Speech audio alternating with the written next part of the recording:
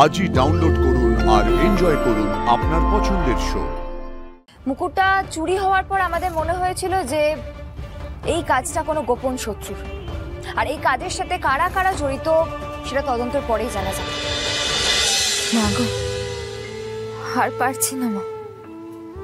সবাই আমাকে ঘিরে রেখেছে ঠিকই, কিন্তু মাঝে মাঝে মনে হয় কেউ নেই আমার পাশে।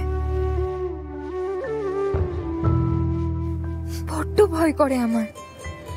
মনে হয় একা একা লড়াইগুলো কি করে করব। সব দিকে তো শত্রু ঘিরে ধরে রেখেছে।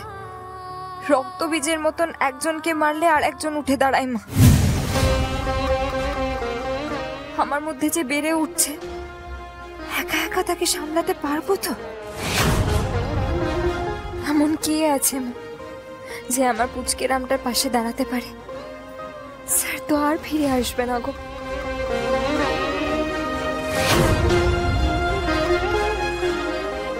আন্টি একটু দেখি।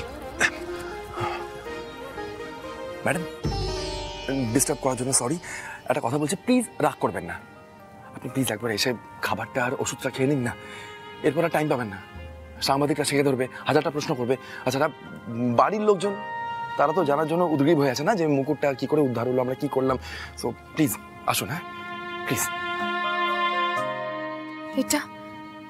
এটা কি হলো মা? স্যার ফিরবেন না বলে পুচকেরামের পাশে একজনকে দাঁড়ানোর জন্য চাইলাম, আর অরণ্যবাবু চলে এলেন। মা, তুমিও না মাঝে মাঝে ফুলকি দাসের সঙ্গে এমন তামাশা করো যে ফুলকি দাস ঘেটে একেবারে ঘ হয়ে যায়। সত্যি তুমি পারো।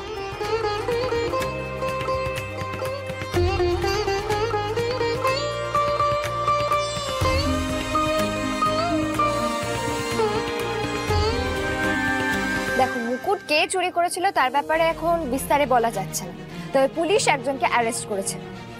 তবে তার সাথে আরো অনেকেই জড়িত ছিল, কিন্তু এখনো সবাইকে চিহ্নিত করা যায়নি। ম্যাডাম, মুকুট চুরির পেছনে মূল উদ্দেশ্য কি? আপনার পুজো পণ্ড করে আপনাকে অপদস্থ করা? সম্ভবত তাই ছিল, কিন্তু এটা তো মায়ের পুজো, আমার নয়। মা নিজের মুকুট নিজে ফিরিয়ে এনেছে। জয় মা কালী। ম্যাডাম, মুকুট ফিরিয়ে এনে পড়ানোর সময় কি কোনো বিপদ হয়েছিল? আমরা টের পেলাম একটা ছোটাছুটি, বোম এক্সপার্টদেরও ঢুকতে দেখলাম। রাজমহল কি কোনো থ্রেটের মধ্যে রয়েছে? কিছুদিন আগেই সুনন্দা সমাজপতি অসুস্থ হলেন, আপনি চার্জ নিলেন, আর তারপরেই সিল্কি জোন থেকে এত সোনা আটক হলো। ম্যাডাম, এটা কি কোনো শত্রুর কাজ? কেউ কি প্রতিশোধ নিতে চাইছে, নাকি এটা বিরোধী পক্ষের ষড়যন্ত্র? কি বলবেন? এই পুরোটাই তদন্তের উপর নির্ভর করছে। তাহলে বোম স্কোয়াড এলো কেন? দেখো, মুকুটটা চুরি হয়েছিল, যেটা সচরাচর হয় না। আমরাই ডেকেছিলাম যাতে ওনারা একবার চেকিং করে যান। মুকুটটা চুরি হওয়ার পর আমাদের মনে হয়েছিল যে এই কাজটা কোনো গোপন শত্রুর, আর এই কাজের সাথে কারা কারা জড়িত সেটা তদন্তের পরেই জানা যাবে। আচ্ছা, তোমরা সবাই কিন্তু প্রসাদ খেয়ে যাবে। এটা রাজমহলে ঐতিহ্য, মায়ের প্রসাদ সবাই পায়। বাইরে প্রসাদের ব্যবস্থা করা হয়েছে। আসছি। ফুলকি দাসের এই বিজয় পরিষ্কার বার্তা দিচ্ছে বিরোধীদের। ফুলকি দাসকে দাবিয়ে রাখা যাবে না। আপনি সবাই এইদিকে আসুন, প্রসাদ খাবেন। আসুন, এসো